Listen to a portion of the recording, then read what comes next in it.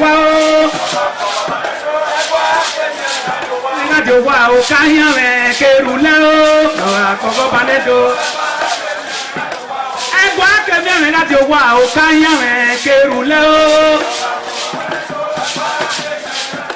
Omonomba Nedo Ukwakbalopolo, Ewai II, Oba of Benin, performing during the 2025 Ododua Festival. Ododua Festival is unique as it was organized in honor of Ioba Omoni Hwoyeme, Ioba Ewai II, as part of activities for her burial rites. The rich traditions and cultural heritage of the Benin Kingdom was showcased when His Royal Majesty Ewai II engaged the floor to perform during Uge Ododua in the palace ground in Benin City. In the dance performance, the Ogbelaka royal drummers supplied the needed impetus and rhythm for the dance. However, tributes are paid by the head of Benin deities to the monarch, who was the cynosure at the events. The event can best be imagined as the spiritual rejuvenation, stunned, spectaculars and guests at the colorful ceremony. 7 masquerades representing 7 spirits and deities conveyed different meaning in company with the head of the deities of Benin, with the Oba of Benin, who exhibited a grand cultural dexterity in his dance steps.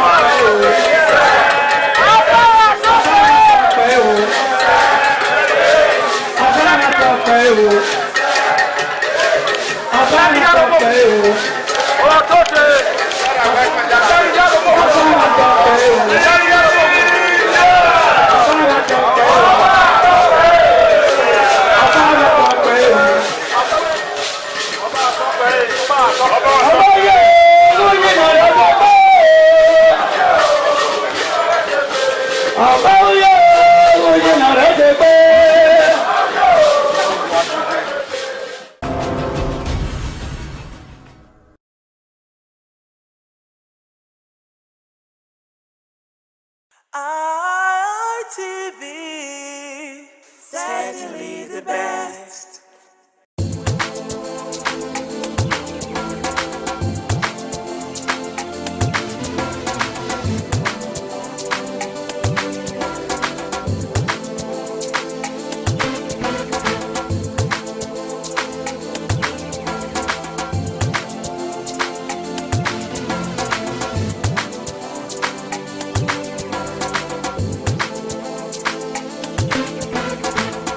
Welcome to Market Survey, your weekly window into the cost of everyday goods that shape our daily lives. In recent times, the rising cost of food items has continued to affect homes and kitchens across the country. Today, we turn our attention to groundnut oil, a major cooking ingredient used in households, restaurants, and food businesses. Whether for frying, sauce making, or everyday meals, groundnut oil remains a staple in almost every kitchen. On this edition of Market Survey, we'll find out the current prices of groundnut oil, the reasons behind the changes, and how traders are coping with the new reality. So come with me, let's get to know the current prices.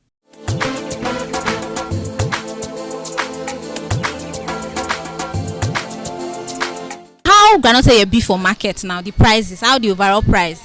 Okay, for now, groundnut oil dey okay for now, but we still want make the thing come down pass like this. So how much na they carry jerry can? How much they measure? Before we dey buy 42, but now at least the thing still good now. We dey buy 39, 38. Okay. So for now the thing dey less. So we want make it come down. So how much na they measure? Like all this one bottle 5 liters. How much na okay, those bottles now we dey sell 2,1 before, okay. But now we dey sell 1,900, 2,000. But we want make it come down. Then all these 5 liters. Okay, as this one be now we dey sell level 5 to 12,000. But now we dey sell 10,000. Okay, now you want me the price come down? Like how much if you say that if they sell now, we say everybody will pay afford? At least this one now go be 5,000. Go dey okay. Go be 5,000. Why that one now fit be 1,000 or 900? Go dey okay. So but now the price don't come down small, but it come down small, but it still dey high side. Compared to the beginning of this year and now, how much they sell before the gallon? No, before now, early this year, yes. It did pass like this. Okay. But everything dey okay now, even rice. But we want to make it come down so that everybody will feel they buy. So now even people who can't buy, customers can't buy, they see they complain, say it's still there on the high side. Even now they say they complain. You know, say we human being, even if this one enter 1,000, they will still want to make it come down. But at least we want to make it come down. Even we where they go market, they go buy, so that we will feel they buy. So season now we dey for groundnut oil. Not be the season, sure, but the thing dey okay. Not say this Christmas period, it dey there, but now the thing come down. So we just thank God. So but this Christmas period, so compared to last Christmas period, difference? Big difference. Yeah. Big difference. The thing come down. So like how much did it take come off for money when I take the seller? A big go. As I last year, I think we dey sell that bottle 2,2. But now at least we even sell 1,800 and we'll still make am. Yeah, so the thing come down.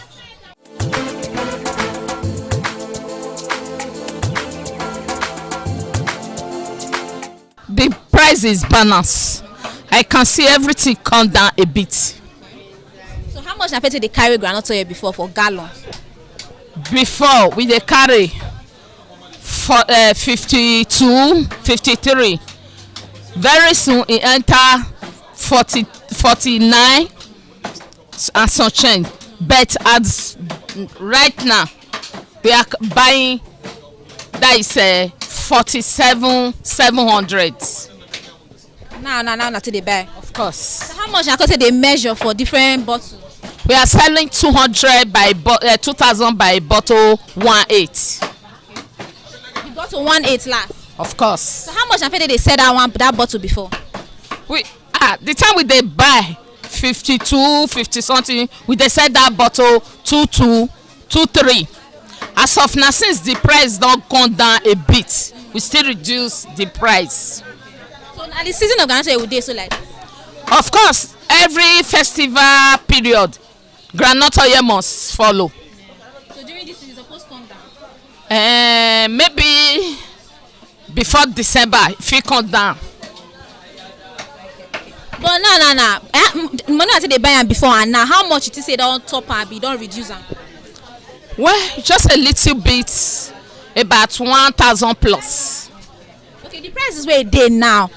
Now a very fair price, or if you say they still reduce the price? I believe in God. There is nothing God cannot do. To me, I feel say they will reduce the price. So they won't reduce the price. Like how much if you say they sell gallon and measuring bottles? Depends. For example, now if they schedule the price, say for example, is a gallon is 35,000. We marketing will be selling at least 1,514.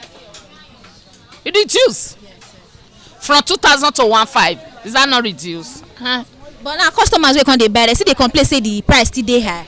Of course, none of them is complaining.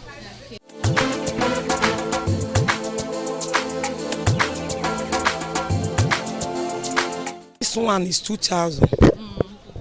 Why this bigger one is 4,000? Okay. That is how we are selling it now. How much did they sell them before? Before we sell it 2,244 before, Okay. but now 2,000, 4,000. Okay. Okay. So no smaller one for this ones. Yes, we have smaller one, but I don't have that one now. Okay. Let me say it's probably like this. Yeah. We sell it 1,000. Okay. Why this red oil is 900? Then the full can of it is 1,800. So the 4 liters, 5 liters, how much they sell them? This is Kings. From now to 6 months time, it will be like this. It will not sleep.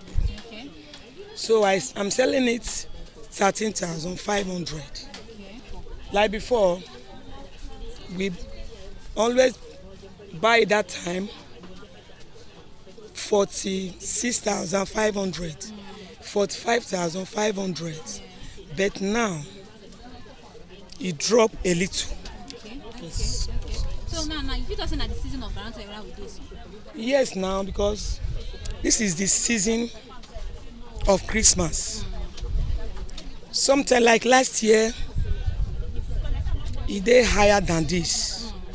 But this year, due to how things, the commodity is very high. But by surprisingly now, things is getting down gradually. That is why the groundnut dropped more than the higher price of last year. Do you understand? So, so let me just say it like this. Things in the market drop a little than how it is before. In this previous time now, let me say in this time, I don't know from now till on the first week, second week, I don't know how it will be. But as for now, it dropped a little. So even with the price, say the thing don't drop. If you say the thing supposed to still drop past the way it is. It's supposed to drop because there is no money in the country now. It's supposed to drop more than how it is before. Because the money, our money now is no more value again. Do you understand? So we expect it to drop more than this. Like now, if you want to say how much should people be buying it, how much now they buy and now say if you want me to drop, finish.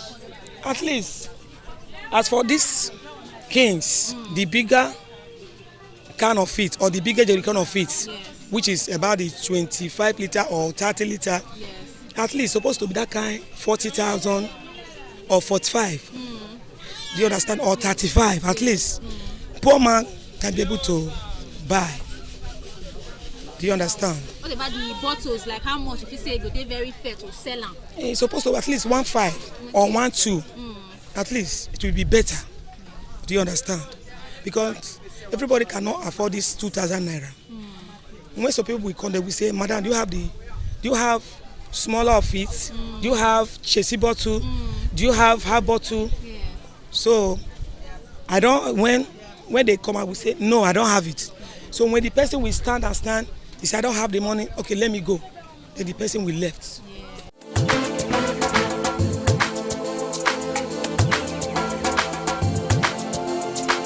For now the Garanto don still drop small. E don still drop small. So how much na person they carry jerrycan? Jerrycan before na 46 wey dey buy now. Before, but then na 39. Now na 39. Before na 46. Yes. How you measure the Garanto? Can na 2,000 Okay. for the can. What about the small bottle Chelsea? The small one Chelsea 500. Before we dey sell 700, and the other one 1,000. The small can. Okay. Na be the price. This one, season of groundnut oil. This season, they ship this season.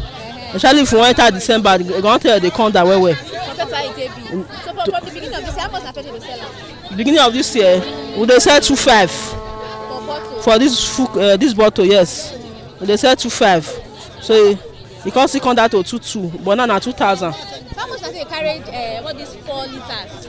4 litre 12,000 for 4 litre. Now Now what na say yes. you carry am before? Before you go dey hear 18 for 4 litre. So that means na e don really come down. E don come down, yes. So now as e don still come down again, customers dey see the correct say the thing still dey on the high side.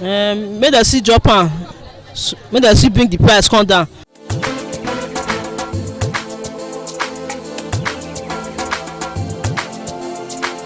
As we've heard from sellers, groundnut oil continue to play a major role in household cooking, but its rising cost is making many families adjust their spendings and consumption habits. Traders are also facing challenges from high transport costs to unstable supply. Still, many remain hopeful that prices will become more stable in the coming weeks, making groundnut oil more affordable for homes and businesses. So we've come to the end of today's edition on Market Survey, and we looked at the prices of groundnut oil to know if the prices have increased or if they've reduced. But overall, it shows that the prices is now fair in the market as opposed to how it was being sold before. And that's it on today's edition of Market Survey. I am Stephanie Notoriuwa. Thank you so much for staying tuned.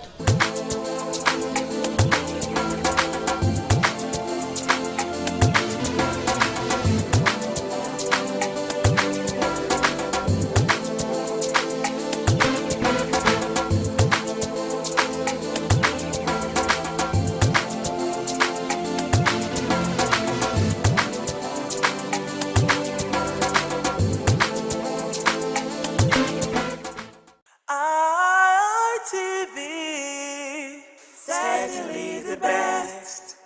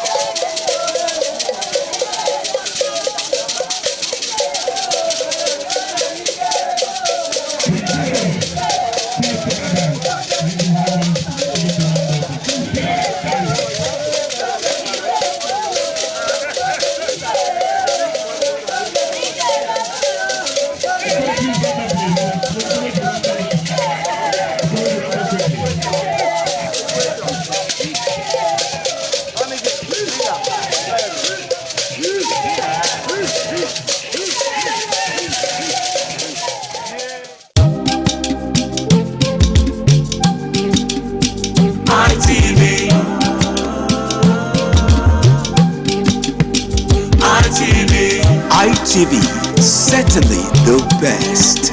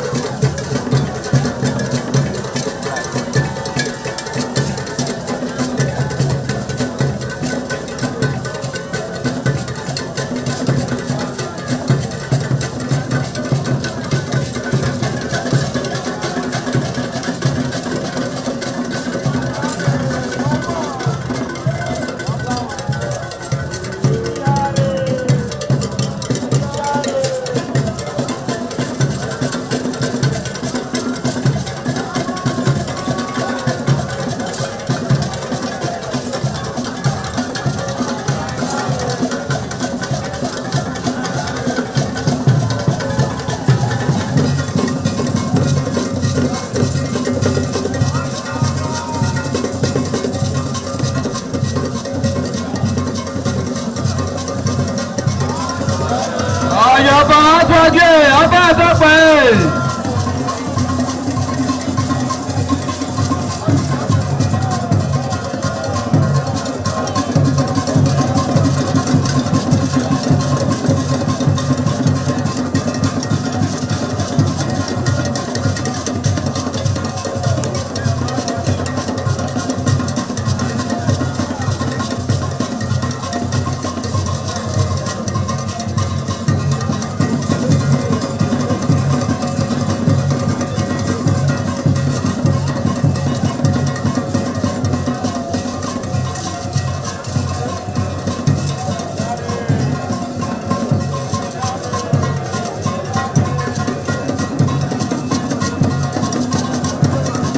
Oṣòdì aṣáájú ọba àtọ́pẹ́.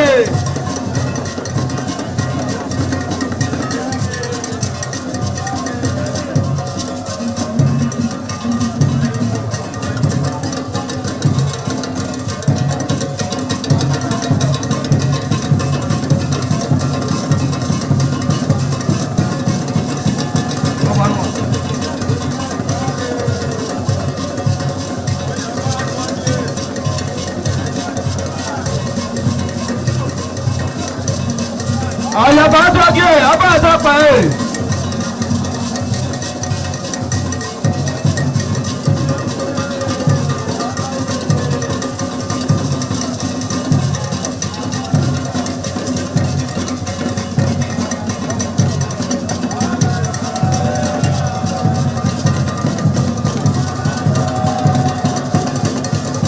Ọ̀dàyẹ àtọ́jú ọba àtọ́pẹ́.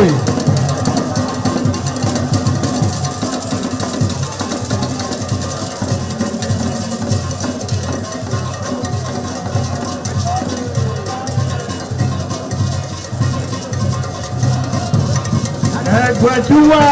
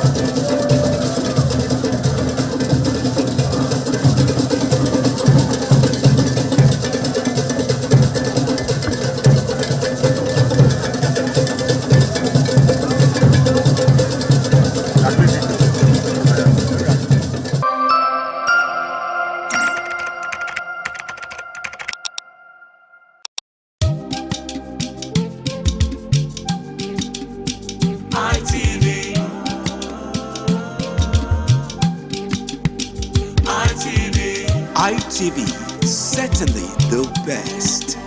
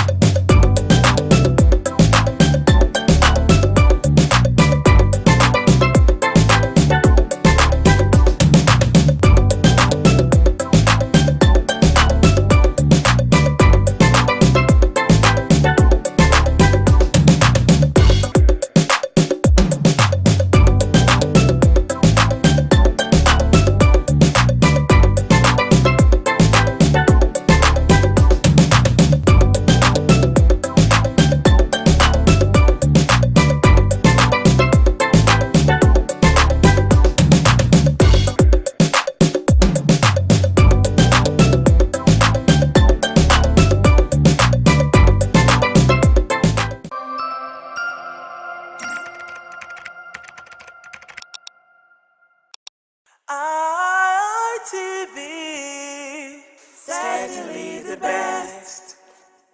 A lovely afternoon to you. Welcome to your very, very weekly exciting current affairs program, 60 Minutes Nigeria. My name is Ego Sagmalao, and today's program promises to be educative, exciting, and of course illuminating.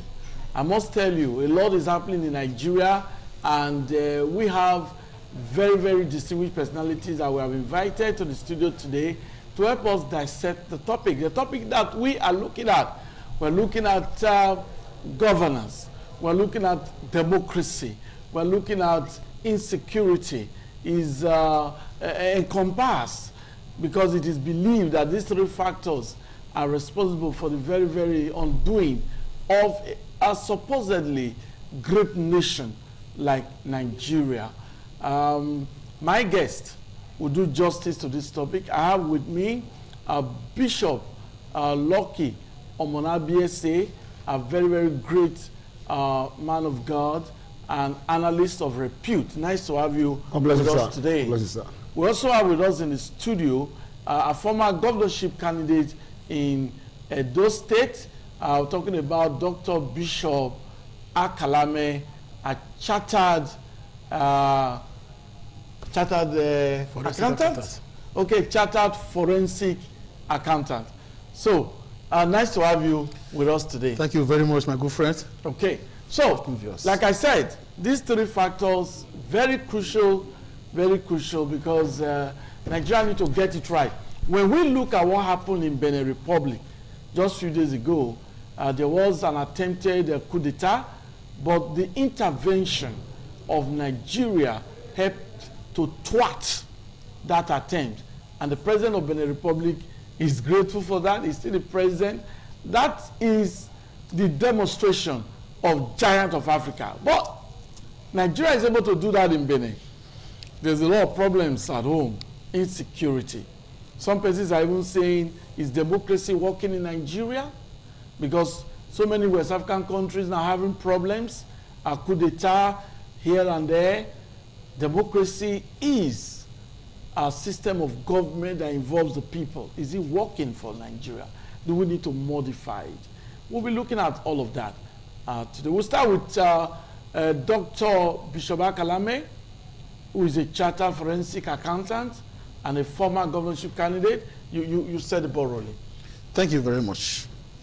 You see, the three issues we are discussing this afternoon are very crucial. They are interconnected as they serve as pillar to the growth and development of every nation. Now, when governance is weak, it leads to increase in insecurity. And when there's increase in insecurity, democracy suffer. And of course, that is what we are experiencing today in Nigeria. Check around you today. A lot of things are not going well. Let's start with education. Because show me a nation that is not growing, then I will show you a nation that has never paid attention to education. Okay.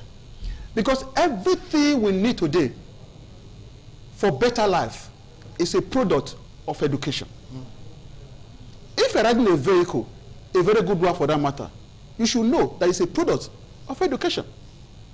Where today we speak to the people and they listen.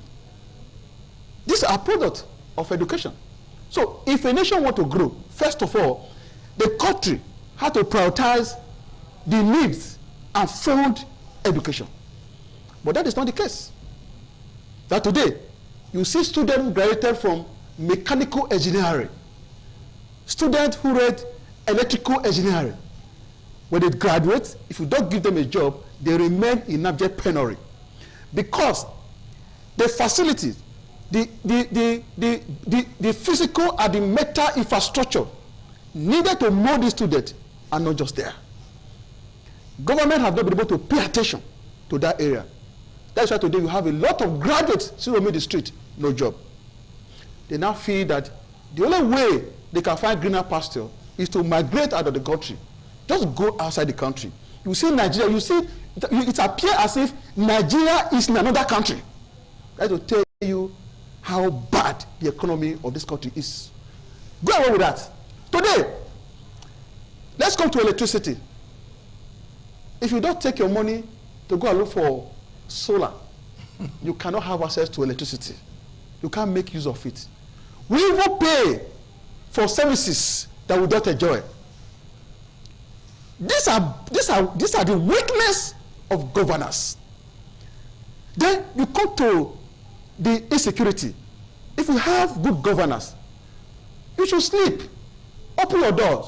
Park your car outside. You wake up, you still meet your car there. But try it, park your car outside, go and sleep, lock your gate. You will not find it in the following morning. Now, it has gone to a point that when you are driving now, you are looking, you have to be watching people. The other time, I just drove to Palm Royal. I was pressed. I said, let me just come out and urinate. As I was taking care of myself, my the other eye was looking at my vehicle. Anybody that's passing was a suspect. Yeah. That is the country we are today. Okay. Anywhere you are holding your pocket. You are holding your purse with like a keeper because we are suspecting ourselves. We are going to that level. If you have an appointment from Benin here to Lagos, your heart will be here until you are in Lagos. If you are traveling to Abuja by road, your heart will be here until you are there. Even when you are inside the city, these are the weakness of what? Of governance. Then our democracy suffers.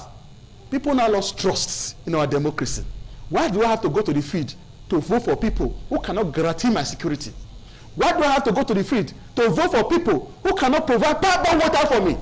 Why can I go to the field to vote for people who cannot give my children job to do? Why can I go to the field to vote for people who cannot secure my life and make life easy for me? Today there's inflation everywhere. You can't buy anything. Our money is devaluing every day, reducing in value. The naira is becoming like the I don't know how would I call it.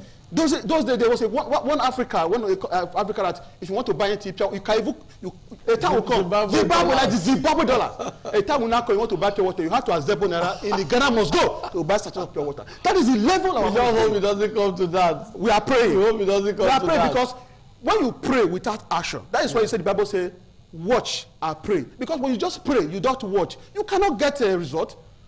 It's as if we're not working. We're not working. Something is not just working. The country is not just working. This has led to political apathy. You are daring somebody to come and vote for you. Even when they know you have the mental asset to work, they will say, money. That is what we have to. Thank you very much, Dr. Bishop Akalame. We'll come back to you. Bishop Lucky Omalabiese. Yes. Recently, we watched a clip, and you were there. You were among the protesters at Iyowa in Ovia Northeast local government area of Edo State. You and so many residents protested against kidnapping and all of that. Now, looking at the topic, governance, democracy, security, do you think that the political class, the political elite, those who are in charge of governance, do you think they are getting it right? Yes, yes, no. Okay. The reason is that they does not care about the citizen. They are just about their self, their family, their cousin, and whatever. And the reason why this thing is happening is that we, the mass, contributed to it. We should be able to have our decision. This is what I want. But the masses have no decision. The Nigerians have no decision. They have got to get to a level that if you give me fish, I'm your own. Don't give me fish, I'm not your own. And this started years ago. It have got to a point that now become part of our lifestyle and our system. And the political class are have the advantage of it, using it against us. Until we come to the sense and say, this is what we want, that is where we can get this done. The economic security. Security is a major problem in this country. They have spent 20 years in this country. And the Civil War was up to 20 years before it finished. Now, what's happened? People are following it. People are using it to do business. It's a business. People are dealing with it. If you arrest some of these bad boys, they'll say, I have Oga. Who is your Oga? You say, so no. You don't know where it come from. They'll say, I have Oga for a certain man. Who is the certain man? Now, when you took the guy to the police station, before he was released, because he come from above, then the people in power and the people that are carrying out this evil, most of them are working hand to hand. Until that is addressed, we cannot overcome it. Then number 3, concerning education. Education is a primary foundation for any nation to drive. Why it's not driving that Nigeria has education as a scam. Why? Because of when they finish from school, no employment, no job, nothing is working. And they forgot that a lot of people say government cannot employ everybody. That's correct. It's not going to work in any way in the world. You that study engineering, get the practical. In case the theory fail, use the practical to survive. To survive. Because we are got to a point that if you don't understand this dimension, you will think that no government can employ everybody. Give room for a private sector, a large company owner, small scale company owner, bring to the board, let them work together and succeed. Therefore, let me go to my state, Edo State. Our state is having a very big problem because tribalism have entered the state. I am a Benima, I am an Ishama, I am an Isakoma. If an Ishama is a governor, is really the state as a governor, everybody in the cabinet are 190% Isha. If you are not Obiaba, you won't get there. But if you are son, you can't deliver yourself, you are not speaking that Obiaba, you won't get there. Then if Doma enter, if you are not saying you won't get there. Until that is off, and come together and say we are all Edo-lite, let's all work for the betterment of the Edo State. This problem will never solve. You can look at, if you look at this present government now, the present government on ground, if you watch it carefully, 80% of people are in his cabinet are 100% Nishan people. Why the Benis are shouting, the Edo South, we have been marginalized. The Esako are shouting. Now, when Esako Maita, now the same thing repeat the word, he said, all this started right from the time of due respect to Adamusho Mole. All this is started. Our brother, former governor Baseki, continue. He come now, it's okay, it's my people. Until we have to go to it and say, no, we are all from Edo. We are all in this state together. Let us work to secure the state, empower security and the local vigilante. Involve, local vigilante, this, what do you call it? Bring out state police. Then this thing will be solved because the state police, the people in this state, they know the look and cunning. That we stop helping ourselves. When we come and protest that day, no need DG. We are landlord. The DG of Ijowa will know that protest. We are landlord. Now, after we meet with the commissioner of police, he told us what to do. We now empower the local vigilante. Call them because they are dwelling among us. Yes. They empower them. Now they have helped us at least 90% count the situation. Yeah. But they understand the bush more than those that came from outside. But if we are depend on this our Nigeria police force, they cannot do much. But the Colombian vigilante was able to help us to calm all the situation, all the area. No look at corner, understand the valley and the moat and everything in that area where they will pass. And all now we are 90% having peace. And I told my friend, I said we will continue with this local vigilante until government are ready. Because we cannot trust them because they are not just ready. Thank you very much, Bishop Lord Kamanabiese. Well, I must admit that the comments of my guests, they are very personal opinion expressed on the program, not a reflection of ITV. And we must also say that, yes, it is believed that democracy is supposed to be the best form of governance. We just hope that the scenario in Nigeria is gotten right so that people can trust government, trust the political elite. Once you are voted in, you should be able to deliver. No tribalism, not about your ethnic group, no. So we do not have statistics of the exact persons in the Edo State government, but I think my guest just spoke generally. We can always be advised. So that's the program. Is still on. 60 Minutes Nigeria will allow members of the public to contribute to this program later on, so that you can also comment.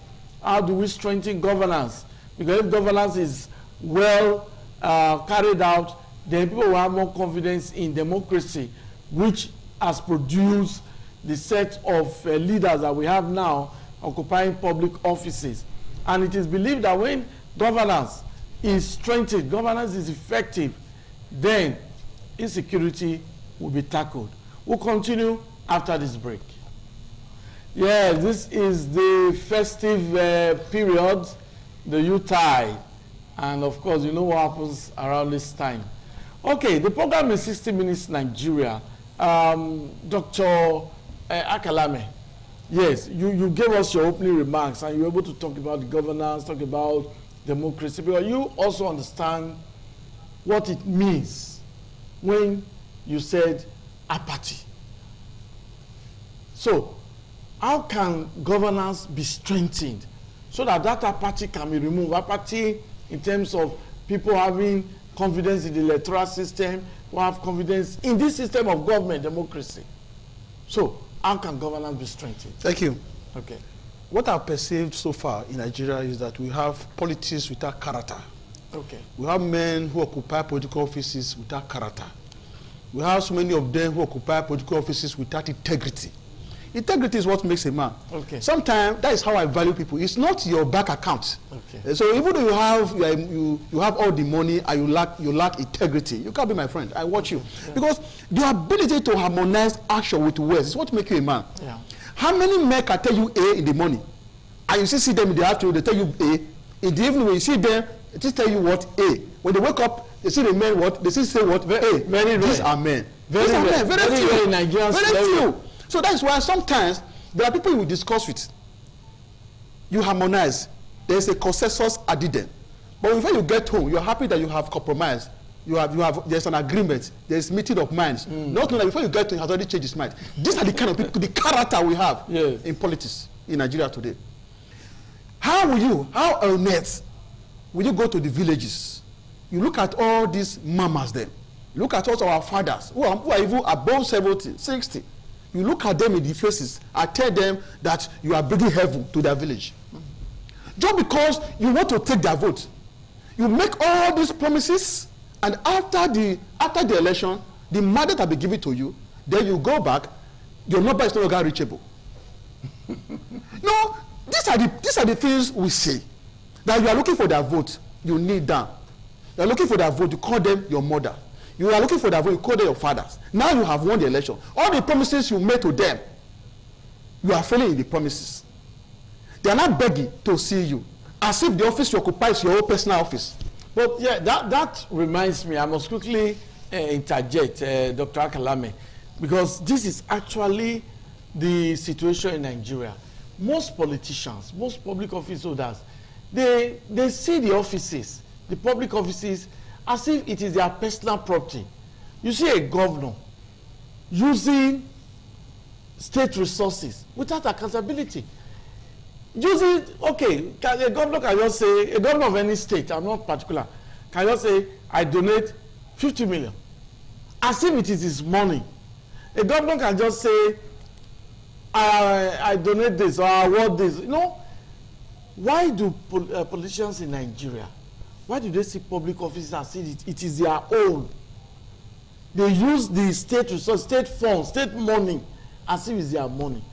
Maybe you want to throw more. Yeah, that is the weakness of the system. Yes. We don't have a very strong structure that regulates all these things.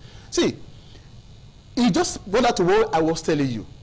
Once you give them the matter, maybe as a member of House of Assembly, or as a maybe a senator, or maybe a governor, once you enter the office, the attitude will change as if I have been looking for this job for a very long time. It is my CV. I went to school. I came. I've been looking for the job now. The job has been given to me. Or it's my establishment. I established it.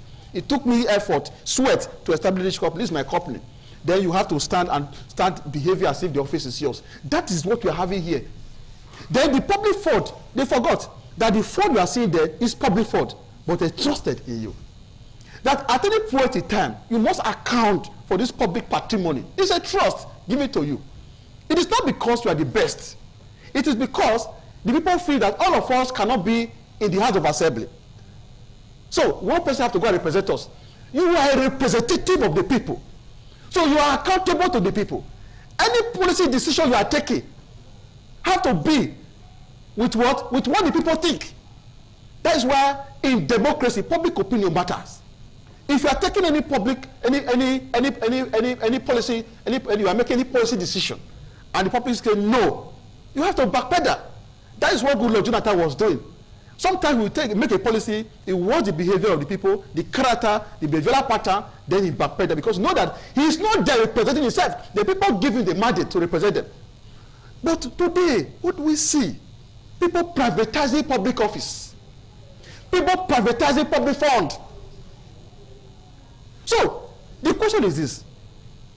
Once you campaign, you make promises according to your party manifestos, what you intend to do for the people. Once you win an election, the people trust you based on your promises, and they give you that mandate. Hit the ground running. Start doing those things. I will construct road. Construct road. Make them visible, even to the blind and audible to the deaf. Yes, I will invest in both mental and physical infrastructure for education. Hit the ground running. Let people see. Make them visible.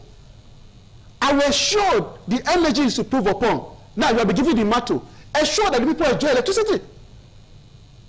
Then I will provide security for the people. Ensure the people can drive without looking at back. What is happening? So when you do this, you are strengthening governance. The people are happy. Like he just said, it is true that the number of grants you have in Nigeria today is now overwhelming, has overwhelmed the availability of job opportunities. But you see where I have a problem? Is this. If the government actually fund education, the physical infrastructure, I'm not talking about the mental infrastructure, the lecturers are there to teach. But what is needed to empower these people is not there. They only train them theoretically. Now, the business side, what you can do now, you are graduated. If nobody give you a job, how you can commercialize your profession, how you can add commercial value to your profession, how to discover the business side of your profession. If you read mechanical engineering, you don't need anybody to give you a job. If actually there's a mechanic workshop inside the campus. But there are some graduates who read mechanical engineering.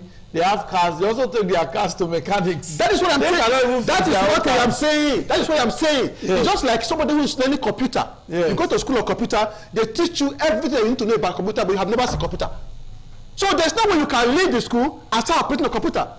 They teach you the theory, the practical. So that is what is happening. So as a mechanical engineering student who is being taught the configuration of the engine inside the classroom, you're able to come outside and see it physically.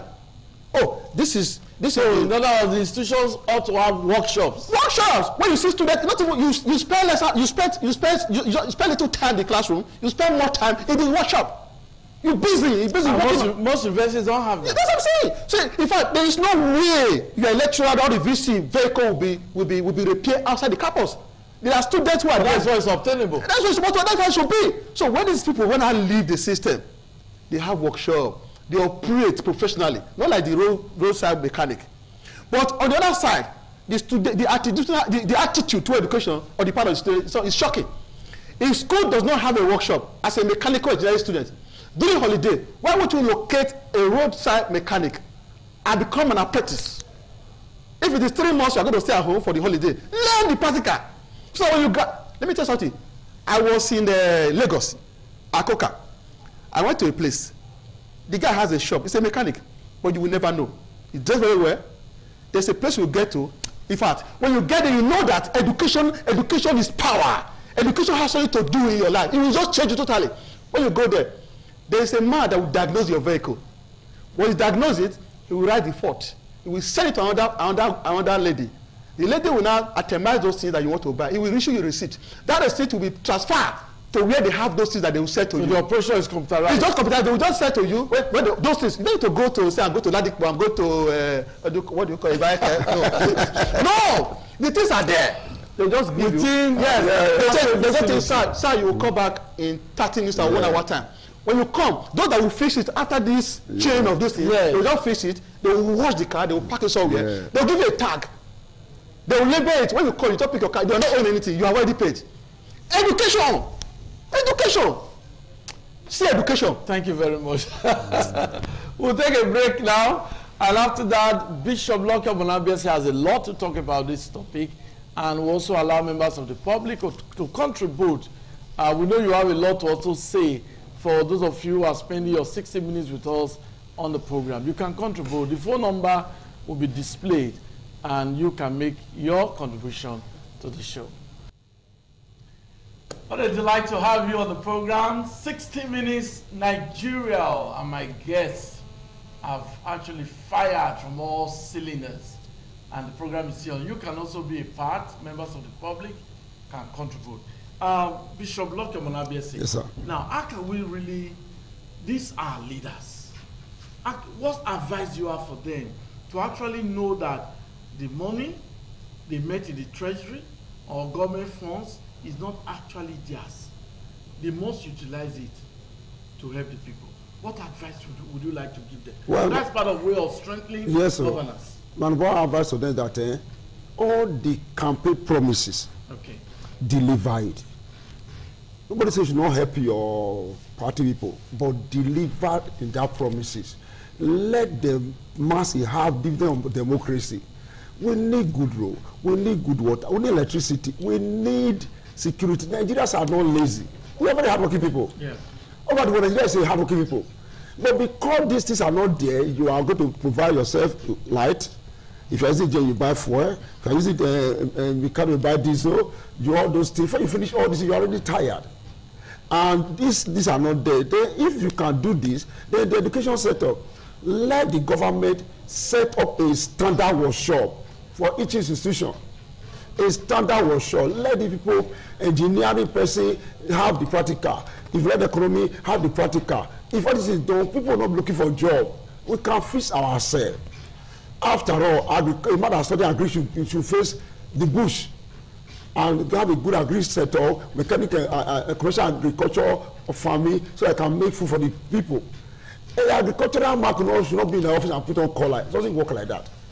The man that study computer should have computer facing him to do the practical. But when he finish there, if they're going to give him, he can have his own small little workshop or company to start his life.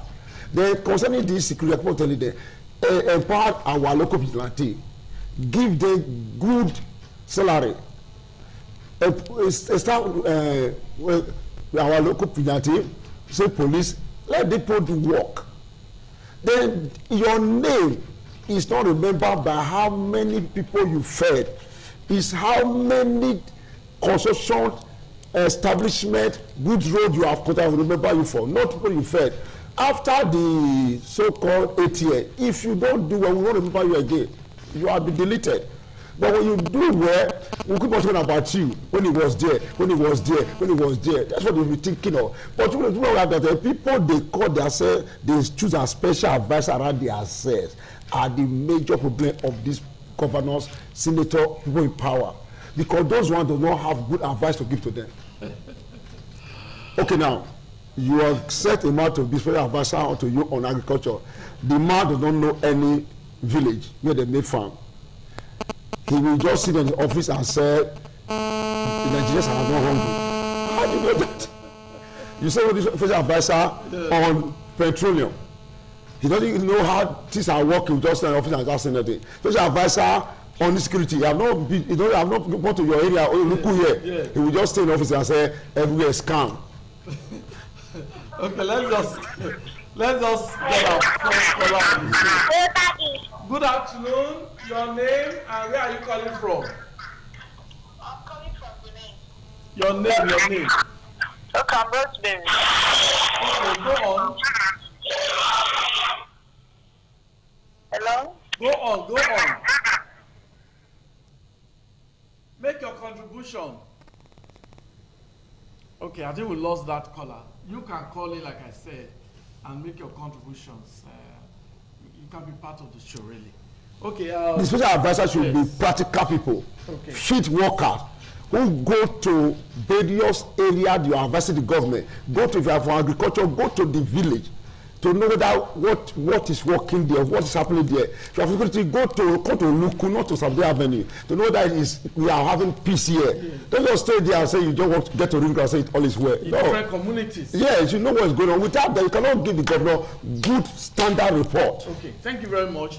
Doctor, okay, we have another caller on the program. Good afternoon. Your name, where are you calling from? Good afternoon. Your name, where are you calling from? Okay, my name is Abu Saleh of Israel. Go on, barrister. Yeah, so I want to commend the judge with you there. They have really judged well with the topic. Thank you very much. I think it's fine. I think it's also unfortunate that Nigeria can leave, we can send our aircraft to Benin Republic to go and quench a coup plot. We can have our National Assembly that has always been sleeping. They were able to see approve that Mr. President should also send troops to Benin Republic to help them calm the situation because of the coup plot. Meanwhile, Nigerians are dying every day. Nigerians are being kidnapped. Bandits are killing people. Nigerian farmers cannot go to the farm. Yet you have not been able to do anything about it. But you are thinking, or you are already helping stop another country. It's really unfortunate. That's the truth. That's the truth. It's unfortunate, and this should not be encouraged at all. It should not be applauded by anybody. It's really unfortunate that we are having insecurity in our country. Our president has not been able to tackle the insecurity problem that we have in this country. Yes, he's busy taking care of people, which means that the government is actually complacent. Because if the government don't have a hand in the insecurity in this country, then I wonder why the president has not been in fit ever since to ensure that he deploy military to enter our forest to flush out the terrorists that are busy disturbing the nation. When Nigerians cannot even travel again because of insecurity, it's really unfortunate. I think the government should have a rethink. What they should think first is Nigeria. Take care of Nigeria before you start taking of people outside. Okay. So I want to commend you again. Thank you very much. Thank you very much, Thank you very much. Thank you. In short, Barrister has just made very, very wonderful comments. I must tell you, it's just like you are feeding outsiders and your children are hungry. That's what he said. Yes, so, Mr. President, it's good to be your brother's keeper, but take care of us. Take care of your people first. Yes, sir. Okay, we have another caller. Good afternoon. Where are you calling from? Yeah, this is Advocate. I'm calling from Igwebe. Okay, Advocate from Igwebe. Thank you for being a part of the program. Make your position known. You see, they have squeezed people, the leaders of this country. Do you know why they went to Benin Republic to quit? They take that part as a priority? Because they knew quite all right that if it could begin to escalate from one country to another in West Africa, they themselves will also be shaking. That is why they have to prioritize that one. So the one that is happening here, they are less concerned. That is what concerns them because they don't want to lose power. With you that they are less concerned. They are also doing their best. Maybe their best need to be improved. Okay, we just lost Advocate. Oh, Advocate from Igwebe. Okay, thank you very much. Let me quickly make this comment so that Dr. Akalame and our viewers out there can contribute. Now, have you observed in Benin City, the capital of Edo State, whenever anybody is about to build in any community, before you know what's going on, boys are already with you. Yes. They know the day you are there. They know immediately you step into that land. They know that you want to start digging foundation. They are there to ask you for money. The question is, if our youth leaders known as Okaigele in Benin City know how to monitor builders or know how to monitor people who want to build without any form of communication, they have a way of carrying out their own communication. They know immediately you enter that land. Why can't we use that same system, that same strategy to police our communities, to ensure that if there's a stranger in any of our community, action is taken? Dr. Akelem, before you talk on that, let's just get this caller. Good afternoon. Hello. Your name, where are you coming from? Yeah, it's advocate. Okay, we lost your call. Please, just make it as brief as possible. Thank you. Yes, I have almost rounded up. What I want you to know is that they have to give that one a priority because that one concerns them directly. They want to consolidate their position. They don't want to live there. So they are more concerned with that one than the one that is happening here. You can see the supersonic speed at which they are attended to that one. Thank you. Thank you very much. Okay, yeah, quick one, Dr. Akelame. Yeah. There are limitations. Okay. That is why on my own, I want to appeal to the governor of Edo State to empower our local vigilante, empower them, and then legalize the kind of weapon they use. Because if you're in your community, you cannot make use of a weapon that is not legalized. Because if you are being caught, you treat you the same way they will treat that kidnapper. So you must, the community must work in harmony with the commissioner of police, with the approval of the governor, empowering those local vigilante. I know there was a time before the election that some weapons were withdrawn from the vigilante. And I also want to appeal again to the governor to ensure that these vigilante are empowered. Okay, you continue, but let's take this caller. Good afternoon.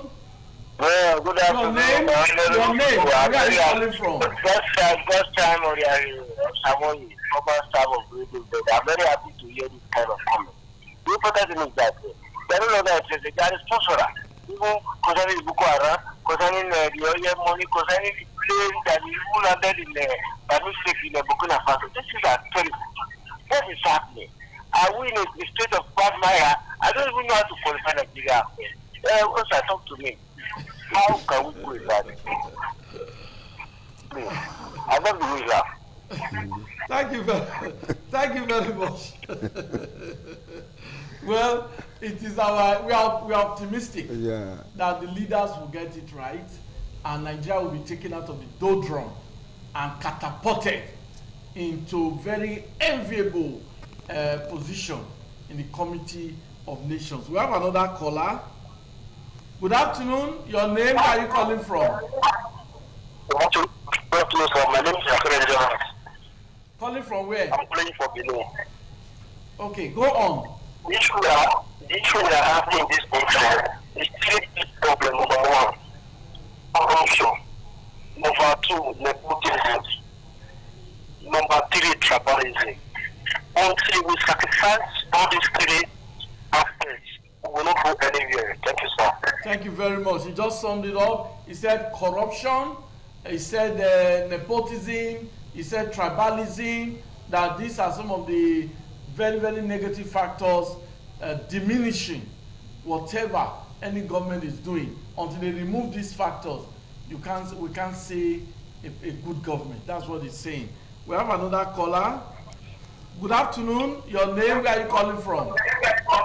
Thank you very much, sir. My name is Pastor Mod. I want to commend the clergymen there. Thank you.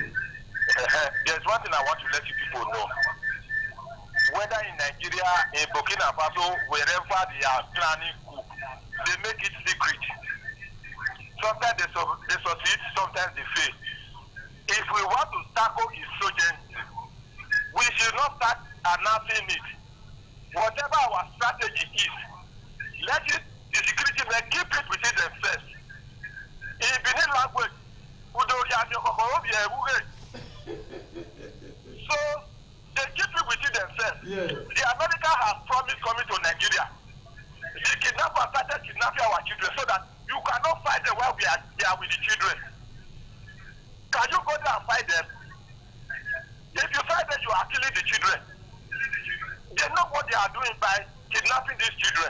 They want to use these children as a strategy to block themselves. Should get anybody is coming. Look, let me tell you, where our security men were supposed to strike, they don't strike. It It's not that they are with our children, whether the children or whatsoever, they know what to fight. Who are you going to fight? The children that they kidnap? Let us start deceiving ourselves. Thank you very much. Thank you very much. What this scholar has just said is that there should be secret strategy by the security agencies in tackling insecurity. The government should also have strategy, but it should not be announced until implemented, so that there will be what we call elements of surprise. That's what he's saying. We have another caller. Good afternoon. Your name, where are you calling from? Hello. Your name, where are you calling from? Okay, I think we have network problem there. Yes, Akalame, you were making a... Yes, you see, the communities, as you speak, though they have no community without vigilante, but they don't have the kind of weapon to withstand those guys inside the bush. The kind of weapon they use in the forest, 5 of them can pursue everybody in the community. Because that's why the government have to empower the vigilante. Are you saying they should upgrade the weapons? Yes, upgrade what they use now. Yes, yes, they should go. From yes, they should go with the top. They should go into sophisticated. Okay. Empower them, pay them stipends, let them know what they are doing. And sometimes, if I drive around Benin, I see some vigilante on the road with police officers. For what? Sometimes I ask questions. Why? Why are they there? They're supposed to be there. Let them stay where they should be. They should be separated. What are they doing on the road? They cannot be on the road inside the town now. Okay. How can a vigilante ask you to slow down? What do you want to see inside the vehicle? Leave the work for police now.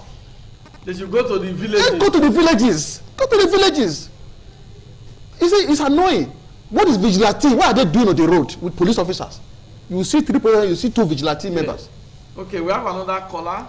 Good afternoon. Your name, where are you calling from? Okay, and we're having network problem with that particular caller. Okay. Yeah, the governor should empower the vigilante, as he has started. I saw him and the governor is doing very well. I see he's doing some things that I've seen. I saw him bought some vehicles, motorbikes. Yeah. At least the guy is doing well. He cannot ride on those people, police that will use them. We have another caller. Let's pick up. Hello. Your name? Where are you calling from? Yeah, this is advocate. I come back. Yeah, you see, the issue of vigilante is really worrisome because the vigilante we are having nowadays is either they are in a burial ceremony or they are just in the township where there are people. Is there the essence of setting them up? It's something they need to look into. Okay, I apologize for that technical hitch, but we are glad to be back. We just got a caller who said that vigilantes are being found at different funeral ceremonies, funeral events. Is that the reason why they were set up? So whoever is in charge of the Edo security network, please listen to that caller. Vigilantes should not be found in funeral events. They should be carrying out their duties of ensuring security of lives and property, different nooks and crannies of the states. Okay, your concluding remarks, Bishop Locke. As I said before, let the government empower the vigilantes, give them good weapon, give them good salary. Then also work with the Okaigele so that they can use their boy when they start the community system to protect the community. Yes, I said something just now that a developer, the day you step on your land in any community, Okaigele will send boys there. How is Okaigele aware that somebody is about to start development? Can they use that same pattern to ensure security in their community? So that's the challenge to all the youth leaders in those states, the Okaigele, the youth leaders, the different communities. That strategy people use in monitoring whoever want to build. You need to monitor your community to know whenever strangers enter your community. Okay, we have this caller. This will be the last caller on the show. Your name? Where are you calling from? Okay, go on from Igwebe.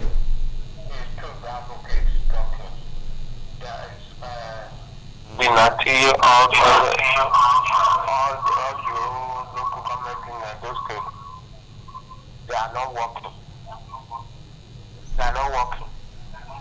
they are where they do better, they will go there. Maybe they were invited. They're not invited. Okay, thank you very much. Your concluding remark, Dr. Kilame, just a quick one. Yeah, concluding remark. So we should try as much as possible to strengthen our democratic institutions, okay, like the INEC, to ensure that people's confidence is being restored, okay, and so that we have confidence in our democracy. Government should prioritize security, so that everybody will be secured, will be happy to do what you have our daily activities, so that Nigeria can be, we are giant of Africa, and we remain Africa, and we are hopeful that Nigeria will still take that status again and again. Your concluding remark, Bishop Lokyo Malabe. Well, I advise the Nigerian government, especially my state governor, to make security is like a personal business, okay, so that things can get better for we they do like. We are not lazy, we can make this for ourselves. Thank you very much. Well, that's the show, 60 Minutes Nigeria. I hope you've enjoyed every bit of this week's edition of the program. We still have some callers, but unfortunately, time is up. Hopefully next week you may have the opportunity to also contribute. But it must be said that security is the job of everyone. It's not only government, it's not only the security agencies. If you see anything, say something. And we must say that for the political elites, you must heed the call, the advice of my guest. The position you occupy today is not personal position, it is held in trust. You were elected to represent the people. The money is not your money. You have no right to use state funds for your personal work. So leaders must get that right. You have no right to approve any money for your wife, for your children, for your home. You have a salary, you have allowances. That's your money, not the state funds.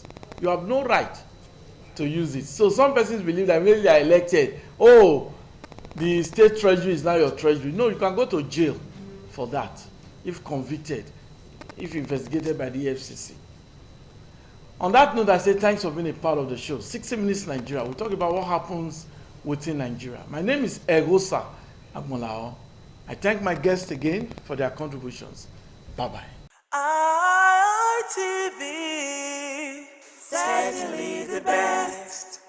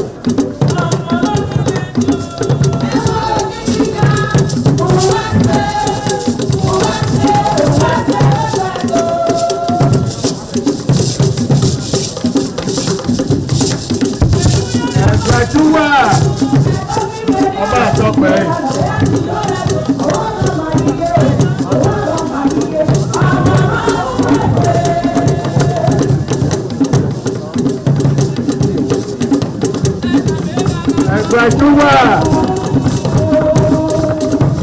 ọba àtọ́pẹ́.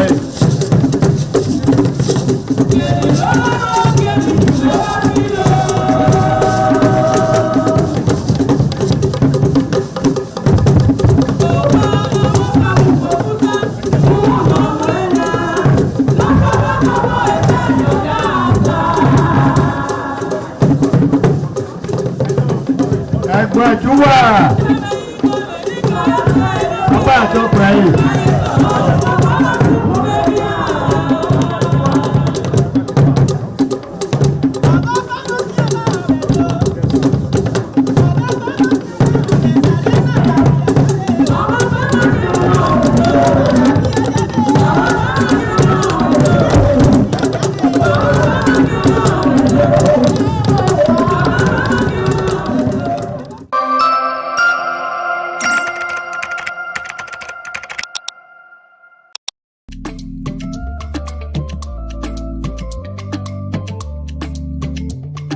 The man went out to bring in thugs to come and beat her. Yeah. In a situation like that, do you think women would have seen that and still want to speak?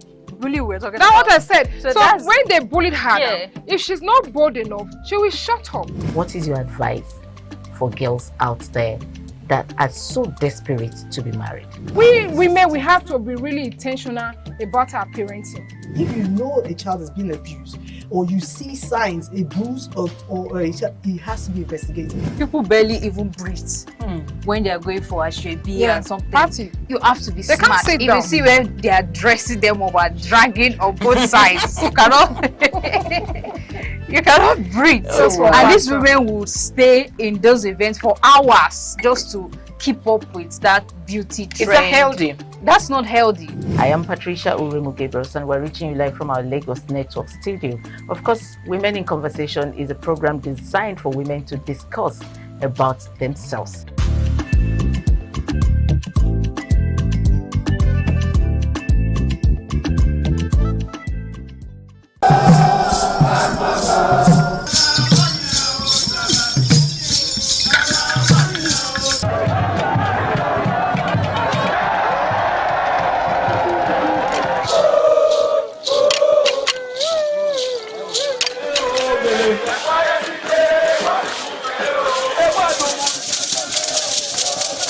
The Ekoko masquerades from Ute village, whose cult is connected with Obaeware and his mother, Elere, appear on this occasion to bless the Oba. Ekoko is a ritual masquerade that dances to please the guests and the Oba.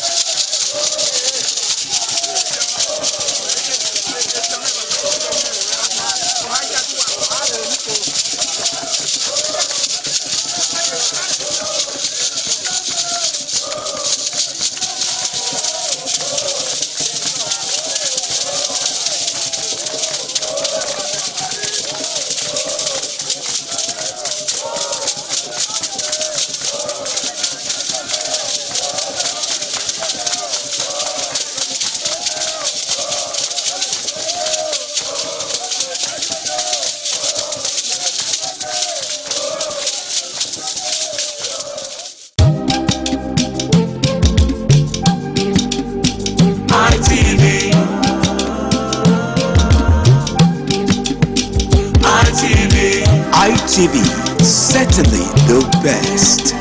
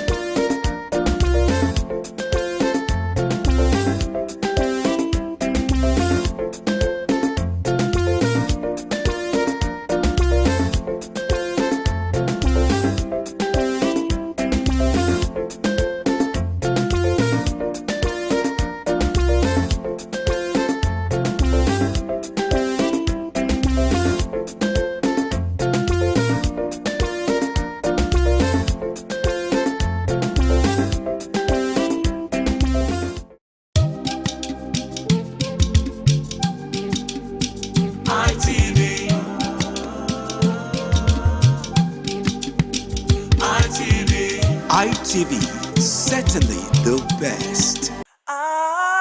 ITV, certainly the best.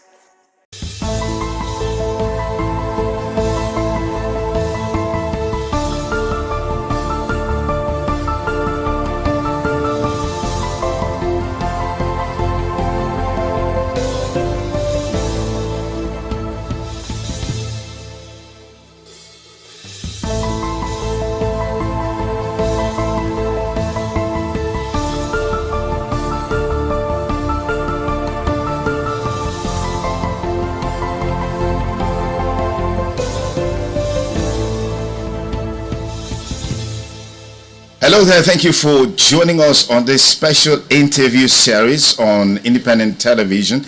And I'm Sonny Duke Okosun. Our guest today on the program is the Ambassador of the European Union to Nigeria and ECOWAS. As a matter of fact, the Ambassador of the European Delegation to Nigeria and ECOWAS, His Excellency Ambassador Gautier Mignon. Thank you for obliging us your time.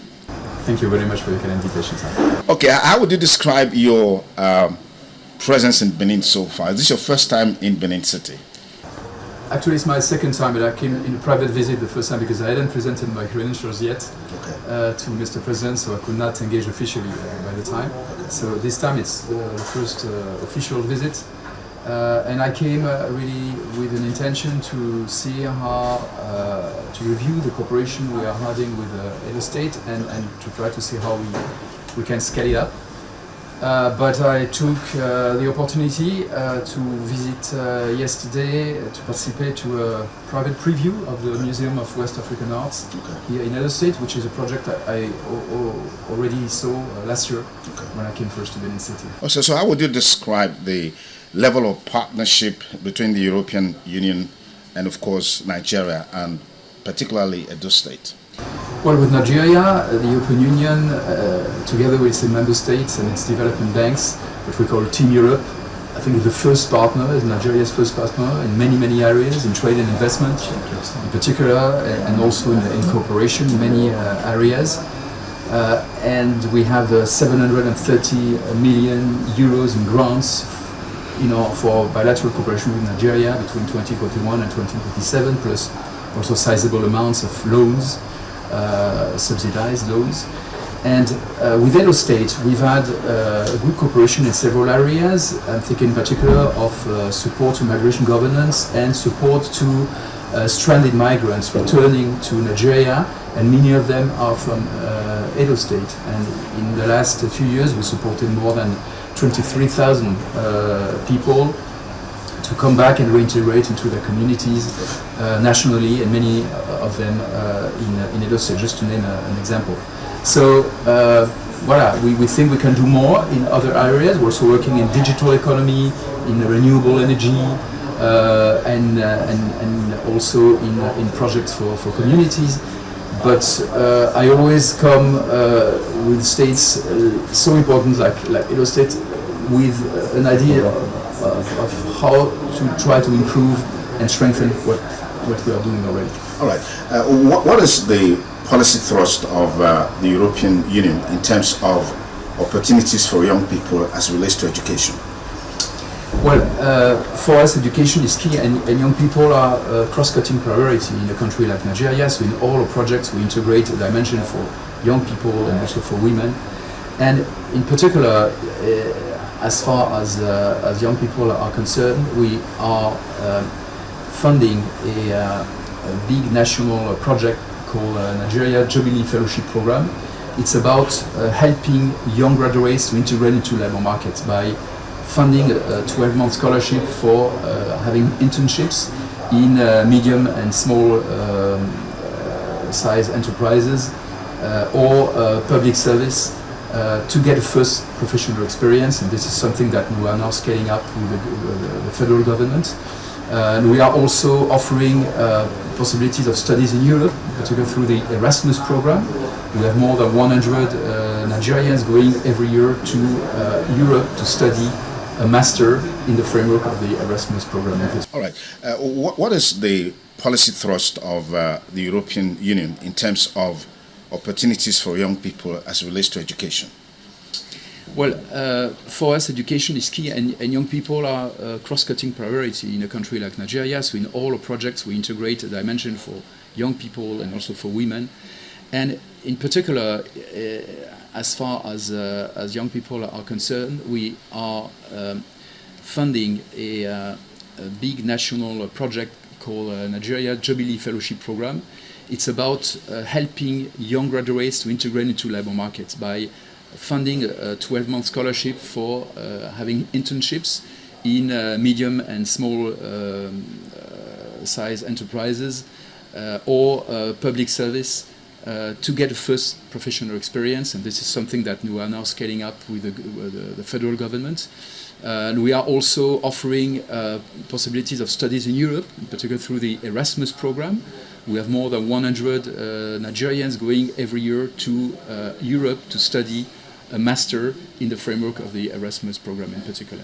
Fantastic. If you just join us, we have with us the ambassador of the European Commission delegation to Nigeria and Africa, who is in Edo State currently on a private visit, engaging him on a wide range of issues, looking at the partnership between the Commission and Nigeria, and particularly Edo State. Ambassador Migno, let me quickly take you on a trending issue in Nigeria right now, which has to do with violence, extremism, and the talk around genocide against Christians is gaining momentum across the world, particularly in the US and several other places. What's the Commission's perspectives on this issue, and what is the intention in terms of helping Nigeria to deal with banditry, Boko Haram, and all other, extremism that we're seeing playing up in the country right now? I think it's important not to exaggerate or oversimplify situations which are very complex in Nigeria in terms of violence and insecurity. Of course, it's a big concern for everybody, including for us. We are very much committed with freedom of religion and belief in particular, and of course, any attack against communities or individuals because of their religion must be condemned, are unacceptable. But at the same time, we stand in solidarity with Nigeria, with the victims of the attacks, of course, and with the overwhelming majority of Nigerians who are willing to coexist peacefully beyond ethnic or religious differences. And so we stand in solidarity with Nigeria to fight the many drivers of violence and insecurity, and religion is only one of them. And we've been supporting Nigeria for many years through many projects of peace building, of de-radicalization, demobilization of former members of non-state armed groups, for instance. And we are ready to do more. The European Union some 12 years ago received the Nobel Prize for Peace. And so we always feel the necessity to be up to this great distinction that we received, to work on peace building, to work also and strengthen a relationship on security and defense with Nigeria, but in a spirit of partnership and of respect for Nigeria's sovereignty. Fantastic. You're here specifically because of the Museum of West African Arts, MOA, which of course was launched just a few days ago. But what's your take on the current issues surrounding the Museum of West African Arts, particularly against the background of some of the things that happened there, during the inauguration of the center? You were there. I was there. It was not an inauguration of the museum, actually. Okay. It was just a private preview. Okay. Because the organizer, I think, very wisely decided, as there were some criticisms, to postpone the formal inauguration of the museum. They announced this already a few days ago. And so yesterday was just a private preview for partners, friends, diplomats like myself and other European ambassadors. The EU has no direct involvement in this project. We are not funding this project. We might do it in the future because we want to partner more with museums and cultural institutions in West Africa and Nigeria, but we have no direct involvement so far. So I came here really to see the advancement of this very wonderful project I discovered last year when I came first, which is a great opportunity for Edo State, for Nigeria, and for West Africa. It's a West African museum. It's not about only Benin or Edo State or Nigeria, even. It's West African. And I must say that the experience that we had yesterday was quite unpleasant and deplorable because this private event on a private property was disrupted by so-called protesters who came in, allowed by the police, because there was security all around, but they left them in. And they disrupted the whole event. So it's exactly how you scale off. You scale off investors and development partners coming in good faith, to partner with your community. And Germany, for instance, has invested 8.5 million euros in this project. If now they see that this project cannot operate normally, the conclusions will be quite clear, not only for Germany but for all European stakeholders. Fantastic. Let's look at a general issue that relates to the involvement of the Western world in Africa in terms of development, in terms of partnership, in terms of insecurity. Talking about partnership, we're seeing the European Union, for example, always disposed to giving loans to African countries, Nigeria inclusive. The perspective of these loans being a trap for developing countries, underdeveloped countries. What are your thoughts? What's the Commission perspectives on this? Well, this is a trap where we felt collectively, the lenders and our African partners 30 years ago, and we had at the time to pardon part of this debt, to do a whole work to get out of this situation. So now, through, in particular, our new cooperation strategy, which is called the Global Gateway Strategy, we are very attentive not to fall again into this trap. So we limit the level of indebtedness of partner countries. We give subsidized loans. We don't want to fall again into this trap. And what we are seeing with concern is that African countries, some of them, are falling again into this situation with other lenders, not the European Union, because we've learned from our first experience. So this is why now we work very much with financial instruments, blending loans with grants, for instance, subsidized loans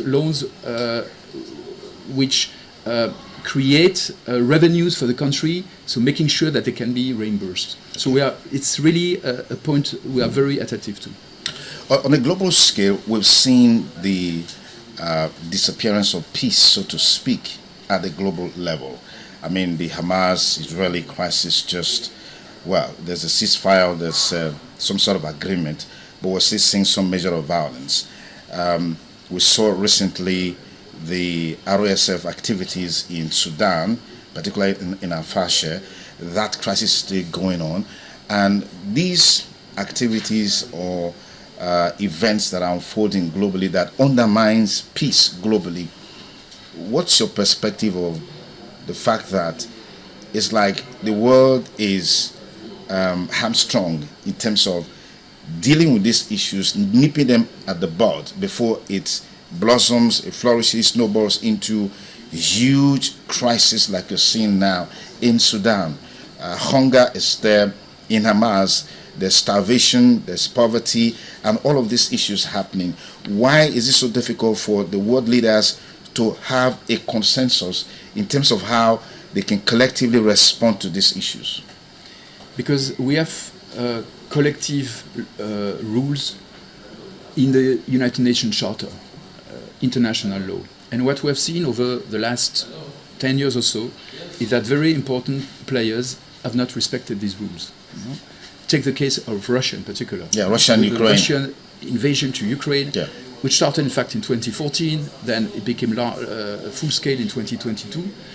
Then we, you know, each from a permanent member of the Security Council, a country which is supposed to be a guarantor of these rules, then you know it shows that everybody can do anything and violates international law without punishment. And so this is why it's so important, and this is why the European Union insisted so much that all countries in the world had to condemn the Russian invasion to Ukraine. And most countries, including Nigeria, have done that. But others, including large democracies, have not done so. When you say large democracy, are you talking about the US? The US has done so, but others have not. Okay. And then, you know, other crises also popped up. And then when the law starts to be broken here and there, it just becomes contagious. Ambassador Gotna Migno, thank you so much for your time. Truly appreciate this conversation. Pleasure. Thank you, sir. Okay, I've been talking with Ambassador Mignot, who is the head of the European delegation to Nigeria and Africa, is currently in Edo State on a visit, and we've been engaging him on a wide range of issues. Thank you for staying with us, and have a beautiful day ahead. Bye for now.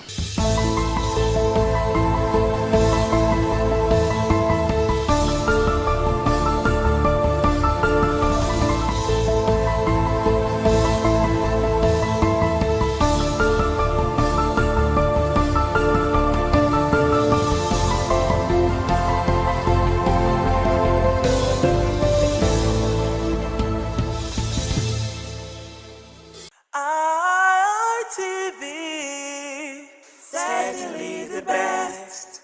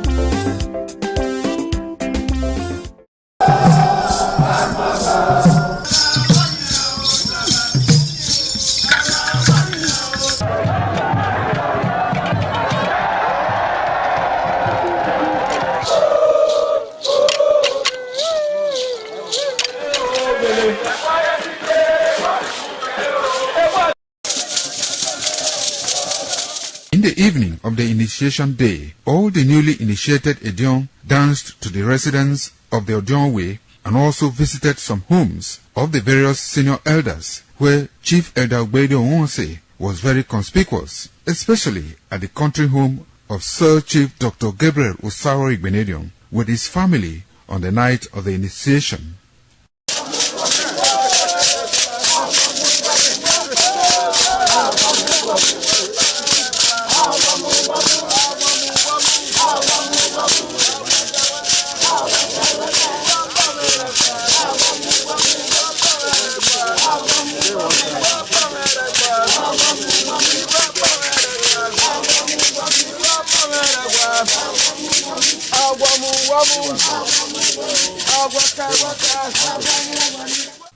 On the following morning, as part of the rite to be performed by the newly initiated Edion in Okada town, the initiates, led by Chief Edalbedo Onse, visited the Esama of Benin, Sir Chief Dr. Gabriel Osaro Igbenedion, at his Okada country home residence to pay homage and appreciate him for all he has done in the development of the community, which has placed Okada in world map. They also thanked him for his role in the success of their ceremony. They commended the Esama of Benin as a custodian of Benin cultural heritage and for revitalizing the age-long tradition of the age-grade ceremony.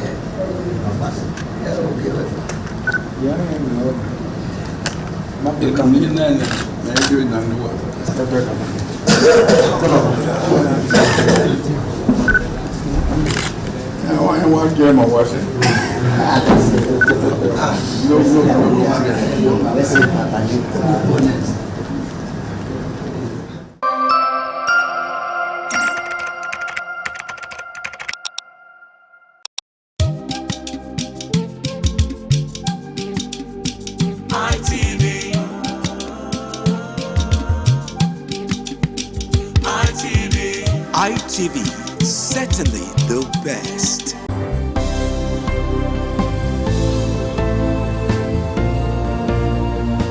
Thank you very much for joining us on the program Healthy Living. What is the kidney? The kidney is an excretory organ in the body, which is for metabolism. Tuberculosis affects many organs in the body, but the common ones it usually affects is the lungs. Epilepsy is a neurological problem. Okay. It is an injury in the brain which causes someone to begin to convulse, to go into fits. It is curable, but the cure is a long-term thing. If you eat well and avoid those risk factors that will make your immunity to be down, then the risk of contracting tuberculosis will be reduced. If you're healthy, then you're wealthy.